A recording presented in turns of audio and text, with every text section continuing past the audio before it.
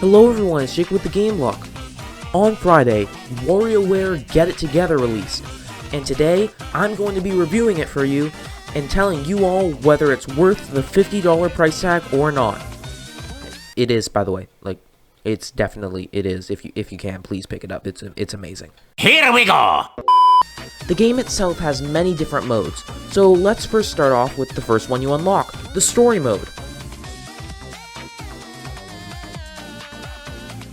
So the game's story mode is relatively simple.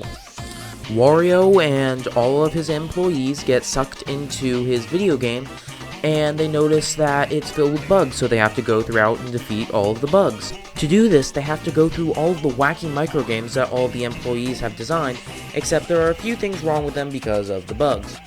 Essentially, once you defeat the boss stage in each level, which is a much more difficult microgame, then you've completed the level and you're able to move on. Typically, each stage unlocks a new character, of which there are 18 in total. The difficulty is well paced, but there's really no punishment for getting a game over.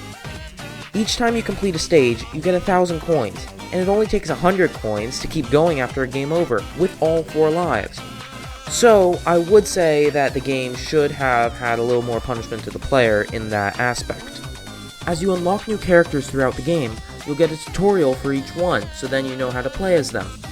This is extremely useful because it goes through the character's moveset, so then you won't get lost during a microgame where you only have 10 seconds to figure out what to do. Though each character controls differently, they're extremely easy to master, as each character only requires you to use the left stick and the A button.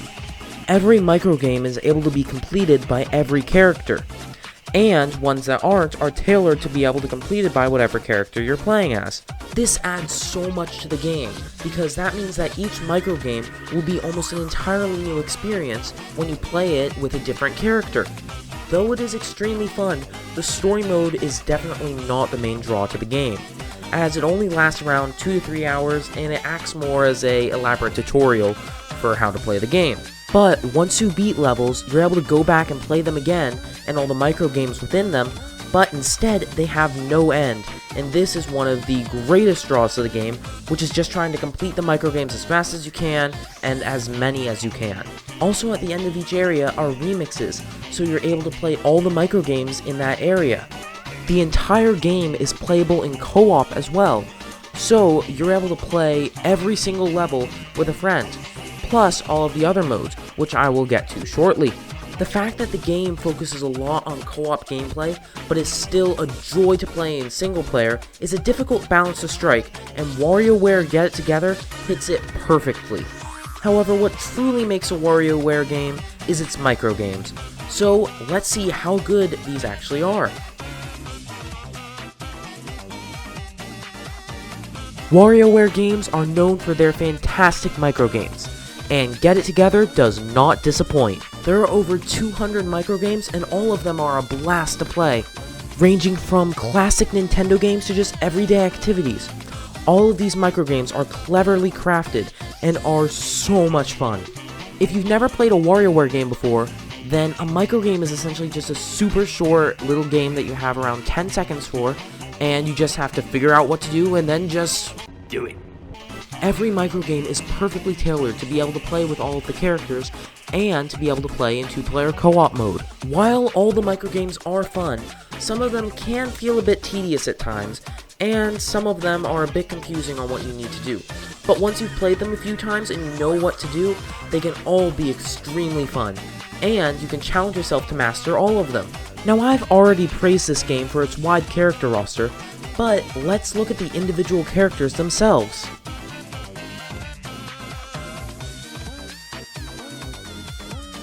First up, we have Wario, who's able to float around the screen with his jetpack, as well as do a sort of shoulder charge that can break some objects on the stage.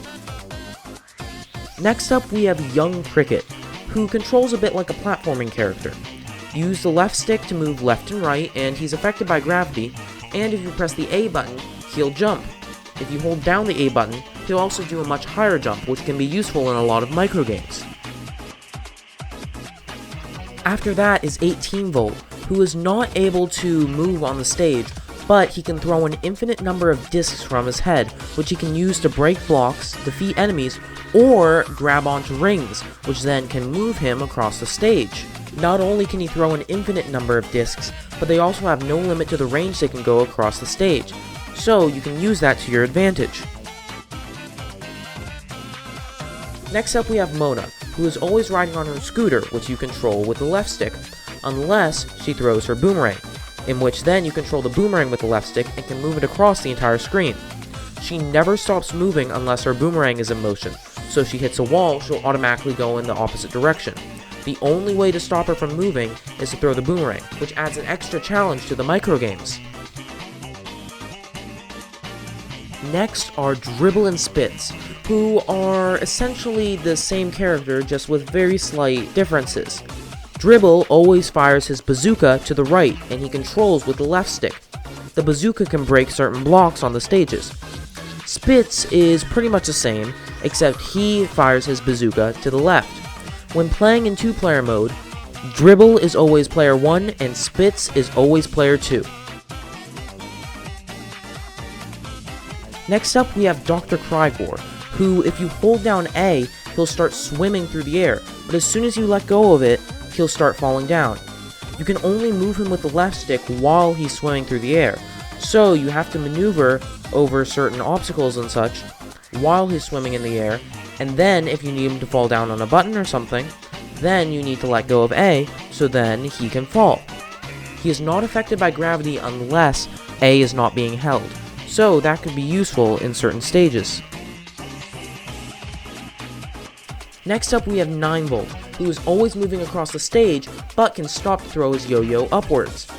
The yo-yo is very similar to 18-Volt's discs, but if you grab onto a ring, you're able to turn around on that, so you start heading in the other direction. This and running into a wall are the only ways to turn 9-Volt around. Next up is Mike, who is able to move around the screen with the control stick, and he sings music notes which shoot upwards and can break certain blocks. He's very similar to Wario, but instead of attacking sideways, he attacks upwards. Plus, his attacks don't cause him to move. After that, we have Kat and Anna, who are very similar to Dribble and Spitz, except they are affected by gravity, and they cannot stop jumping. They throw shurikens rather than bazookas, and other than that, they're pretty much identical to Dribble and Spitz. Player 1 is Kat and player 2 is Anna, and Kat can throw her shurikens to the right, and Anna to the left. Jimmy T has a very similar attack to Wario, except you can't move around in the air per se. Essentially, it's basically the same attack as Wario, but instead of using the left stick to move, you use it to choose the direction you attack in, and you can do this consecutively to take you across the screen. But if you aren't attacking, you can't move through the air, and you'll start to fall. Next up we have Ashley, who can cast spells in whatever direction she's facing, as well as fly through the air. She doesn't really have any downsides to the character, but she doesn't really have any major upsides either. So she's pretty much a good character for any microgame, but she won't be incredibly superb at any of them either. After that is Orbulon, who can float around the screen in his UFO, and he can use his tractor beam to pick up some objects on the stage, or just move them around. Interestingly enough though, his UFO does not encompass his body, so I don't know how he's supposed to breathe in space, because we see him in space in one of the cutscenes, but okay. So 5-Volt is a very interesting character. She's essentially asleep the whole time, but she has a, and I quote, out-of-body experience where you can move her spirit around, and then if you want to teleport her somewhere, you press A, she gets incredibly angry, then she teleports there, and goes back to sleep. The game never explains how she does this, but that's her ability. So, Red is essentially Ashley's little demon friend who flies around the screen and drops bombs. These bombs, for some reason, only break certain parts of the stage. I'm not going to question it. But he has the ability to fly around the screen, and he is not affected by gravity. So Master Mantis is the person that trained young Cricket, and his moveset is pretty much the same, except for one pretty important detail. If you hold down the jump button, not only will he jump super high, but then he'll stick to the ceiling, so you'll be able to walk on the ceiling, which is very useful in some microgames, but it makes it slightly more difficult in others. Lulu is essentially the propeller suit from New Super Mario Bros. Wii. She's able to use her bow as a propeller to float around in the air, but then she can also do a ground pound to get back to the ground quickly and to break blocks. Again, it's just like the propeller suit. Woo! Penny is Dr. Crygor's granddaughter and has a device that shoots out water that propels her in the opposite direction of where you point it with the control stick. The water can also defeat enemies, and it can move stuff around as well. If you only want to shoot water and you don't want it to move you, simply press A and you'll have sort of an electric field around you that prevents you from moving.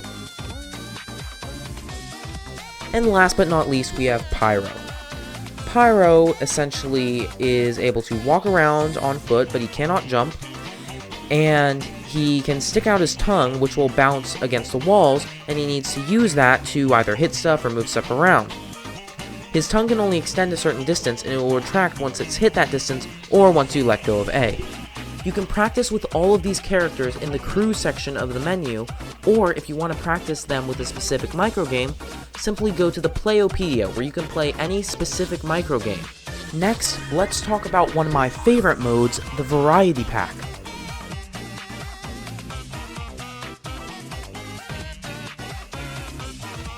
The Variety Pack consists of 10 games that you can play either by yourself or with friends. They aren't microgames, they're rather more like mini-games, but they are still super fun. I would say that not all of them are equal, but most of them are a blast to play, such as Pucker Up, which is essentially a game of ice hockey, but once you score, you have to play a microgame inside the hockey puck. But the other player still has a chance to get the point, because they can disrupt you from completing the microgame by shaking around the hockey puck. Or there's Frenemy Frenzy, which is essentially Super Smash Bros, but with all the Wario characters. Or Duelius Maximus, where two players battle each other out in microgames, and the first to lose all of their lives is out. These are only a few of the 10 Variety Pack games that you can play, and almost all of them are super fun. I would say that some of them, though, such as Gotta Bounce, are a bit lackluster. Gotta Bounce is essentially you have to keep a soccer ball up in the air as long as you can. This is basically the same as the microgame Keep It Up, but it lasts infinitely until you drop the ball, and that can probably get boring after a while. So, other than that, most of the Variety Pack games are really good, but there are still definitely a few that are a bit subpar. And the final game mode we have is Wario Cup.